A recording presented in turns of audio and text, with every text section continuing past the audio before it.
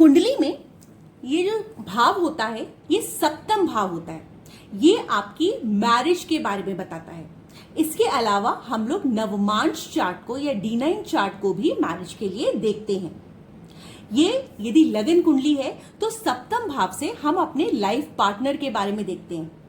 हमारा life partner की appearance कैसी होगी, वो जॉब करता होगा या नहीं जॉब करता होगा, उसकी हमारे साथ कहाँ मुलाकात होगी, यहाँ पर कौन सा ग्रह बैठा है, उसका व्यवहार कैसा होगा, इस वाले भाव पर कौन से मलेफिक प्लैनेट्स की या बेनिफिक प्लैनेट्स की दृष्टि है।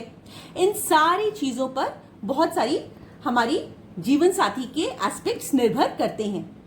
यहां पर मैंने 7 ग्रहों के बारे में लिखा हुआ है और उनसे रिलेटेड राशियां लिखी हुई हैं। तो आपके इस वाले भाव में कोई ना कोई राशि तो लिखी होगी। अब यदि मैं यहां पर 7 नंबर राशि की बात करूं तो 7 नंबर राशि का जो स्वामी होता है वो शुक्र होता है। तो इस भाव का जो स्वामी हो गया वो शुक्र हो गया। अब शुक्र कुंडली के किस भाव में जाकर के बैठा है उससे पता चलेगा कि हमारी जीवन साथी के साथ हमारी मुलाकात कहां पर होगी।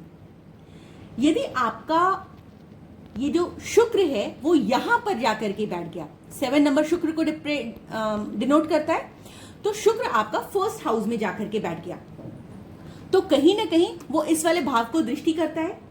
तो आपका जो स्पाउस होगा वो आपको प्रपोज करेगा या फिर कहीं ना कहीं उनका बिजनेस या पार्टनरशिप बिजनेस के थ्रू आपके साथ उनका प्रोफेशनल कनेक्शन बनेगा।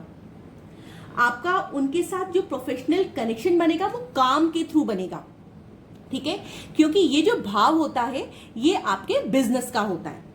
वहीं यदि ये वाला जो इसका लॉर्ड है इसमें से कोई भी ग्रह यहां पर हो सकता है, यहां पर कोई भी नंबर की राशि हो सकती है।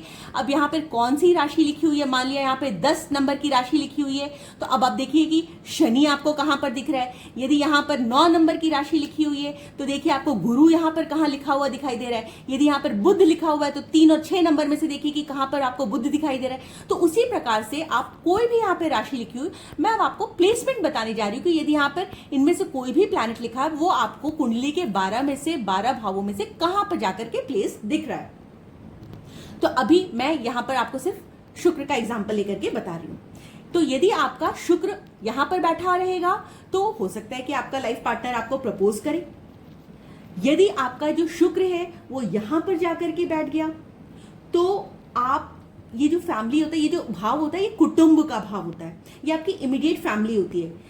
आपको आपका लाइफ पार्टनर कम्युनिटी के थ्रू मिल सकता है या फैमिली की जान पहचान के थ्रू मिल सकता है, ठीक है। यदि ये जो शुक्र है आपका यहां पर जाकर के बैठ गया तो आप अपने लाइफ पार्टनर को कहां से पाएंगे? एडवर्टीजमेंट के थ्रू। न्यूज़पेपर्स में बहुत सारे एडवर्टीजमेंट्स छपते हैं मैट्रिमोनियल वेबसाइट्स को लेकर के, मैट्रिमोनियल कॉलम के नाम से अलग अलग न्यूज़पेपर्स में, सोशल मीडिया प्लेटफॉर्म पर, फेसबुक पर या कहीं ना कहीं ऑनलाइन मीडियम से आपको आपके लाइफ पार्टनर के साथ मुलाकात हो सकती है। क्योंकि ये भाव सिबलिंग्स का है, हमारे छोटे भाई बहन का भी है, तो हम जो है अपने लाइफ पार्टनर को अपने छोटे भाई बहन के थ्रू भी पा सकते हैं। ये जो हाउस है वो शॉर्ट डिस्टेंस ट्रैवल का भी है, तो हो सकता है हम लोग कोई छोटी मोटी यात्रा करें, वहां पर हमारी मुलाकात हो जाए हमारे लाइफ पार्टनर से। अब वही यदि ये वाला जो नंबर है उसका जो स्वामी है वो यहां पर आकर के बैठ जाए तो मम्मी या मम्मी की साइड की तरफ का रिश्ता आ सकता है आपको। तो आपकी मुलाकात, आपके जीवन साथी के साथ आपकी मुलाकात जो होती है वो आपकी माँ के थ्रू हो सकती है, ठीक है। ये प्रॉपर्टी का भी भाव होता है, ये व्हीकल्स का भी भाव होता है। तो हो सकता है आप व्हीकल्स खरीदने जा रहे हो या प्रॉपर्टी परचेज करने जा रहे हो, वहां पे कहीं से आपका कुछ कनेक्शन निकले और वहां से आपकी जीवन साथी के साथ आपकी मुलाकात हो जाए। यदि ये वाला भाव का जो स्वामी है, अब मान लिया मैं यहाँ पे लूं, यहाँ पे शनि बैठा हुआ है, यहाँ पे 10 नंबर की राशि है तो शनि 5th हाउस में आकर के बैठ गया। यदि मैं गुरु की बात करूं तो यहाँ पे गुरु 9 या 12 नंबर की राशि लिखी हुई तो यहाँ पर आकर के बैठ गया। यदि यहाँ पे मैं मंगल की बात करूं तो मंगल यहाँ पर आके बैठ गया। तो कोई भी ग्रह यहाँ पर आकर के यदि बैठ गया उसकी राशि के हिसाब से तो आपकी लव मैरिज हो सकती है। हो सकता है आप अपने फ्यूचर लाइफ पार्टनर के साथ स्कूल में, कॉलेज में, एजुकेशनल करियर में, लर्निंग के थ्रू या जान पहचान के थ्रू मुलाकात कर लो। वहीं यदि हम 6th हाउस की बात करें तो यदि सप्तम भाव का स्वामी आपके 6th हाउस में आकर के बैठ गया, तो आप अपने फ्यूचर लाइफ पार्टनर के साथ वर्किंग एनवायरनमेंट में मुलाकात कर सकते हैं, प्रोफेशनल सेटिंग्स में, सर्विस में थ्रू, या हो सकता है आपके सेम फ्लोर पर है, या हो सकता है आपके ऑफिस में कहीं से काम कर सकता हो सकता है ऑफिस में किसी फ्रेंड के थ्रू, किसी कलीग के थ्रू आपकी यहाँ पे मुलाकात हो जाए।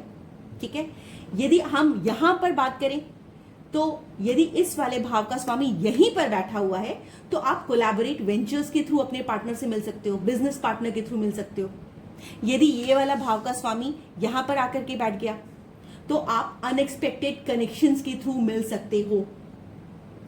जब आप अपनी जिंदगी के बहुत बड़े ट्रांसफॉर्मेशन वाले पीरियड से गुजर रहे हो, पहले आप कुछ भी नहीं थे, फिर आपने सोचा 2-4 साल आपने अपनी लाइफ के वेस्ट किए, परेशान हो गए, फिर आपने कहा चलो अब मैं जॉब ढूंढना शुरू करता हूं, फिर आप जॉब के थ्रू आए, लेकिन पहले जो भी आपकी लाइफ थी, अब जो आपकी लाइफ हो वो बिल्कुल बदल गई है, तो आप एक ट्रांसफॉर्मेशन की पीरियड से गुजर रहे हो। ठीक है, तो हो सकता है कि तब अनएक्सपेक्टेड वे में आपके लाइफ पार्टनर के साथ मुलाकात हो जाए। यदि यहाँ वाले भाव का स्वामी यहाँ पर बैठा है तो लॉन्ग डिस्टेंस ट्रैवल पे, आप किसी पिलग्रिमेज पे जा रहे हो, है ना, या आपके पापा के थ्रू, या आपके गुरु के थ्रू, या आप कोई हायर एजुकेशन परस्यू कर रहे हो, किसी हायर स्टडीज के लिए आप कहीं दूर दराज एरिया में गए, वहां पर आपकी मुलाकात उसके साथ हो गई। यदि इस वाले भाव का स्वामी यहाँ पे 10th हाउस में बैठा हुआ है तो आप वर्क प्लेस में मिलोगे, someone of your own career, हो सकता है आप वहां पर उसके साथ मुलाकात करो। यदि 7th भाव का स्वामी जाके 11th भाव में बैठ गया तो आप, ये जो एरिया होता है वो विश फुलफिलमेंट का होता है। ठीक है, ये गेन्स का एरिया होता है, फ्रेंड सर्कल का एरिया होता है, सोशल सर्कल का एरिया होता है। तो हो सकता है आप उसके साथ वहां पे मिलो, या जिस ऑर्गेनाइजेशन से या जिस ग्रुप से आप अटैच्ड हो आप उसके थ्रू उसके साथ मिलो। यदि इस वाले भाव का स्वामी यहां पर आकर के बैठ गया तो ये जो एरिया होता है वो फॉरेन लैंड का होता है, आइसोलेटेड प्लेस का होता है। ठीक है, तो हो सकता है कि आप, ये आध्यात्मिकता का भी एरिया होता है, स्पिरिचुअल कनेक्शंस का भी होता है। ठीक है, तो हो सकता है कि आप अपने लाइफ पार्टनर के साथ किसी आध्यात्मिक प्लेस पे मिलो, किसी अकेले थकेले एरिया में मिलो, या फिर हो सकता है क्योंकि इस हाउस को लॉसेस का भी भाव कहा जाता है, तो यदि यहाँ का स्वामी यहाँ पर जाकर के बैठ गया तो मान लिया यहाँ पे 11 नंबर की राशि है।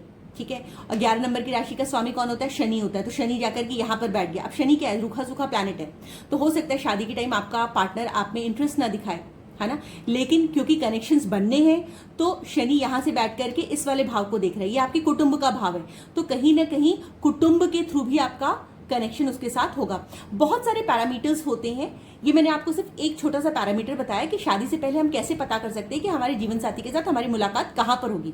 इसके अलावा एस्पेक्ट्स, कंजंक्शंस, हमारे ये वाला भाव का स्वामी कितने प्लैनेट्स के साथ बैठा हुआ है, किसकी राशि में बैठा है, किसके नक्षत्र में बैठा हुआ है, उसके ऊपर कौन से मलेफिक या बेनिफिक प्लैनेट्स की दृष्टि है, वो कितनी डिग्रीज पे बैठा है, किसके साथ क्लोज कंजंक्शन में, ट्राइन में है। तो इन सब चीजों को भी देखना बहुत ज्यादा जरूरी होता है।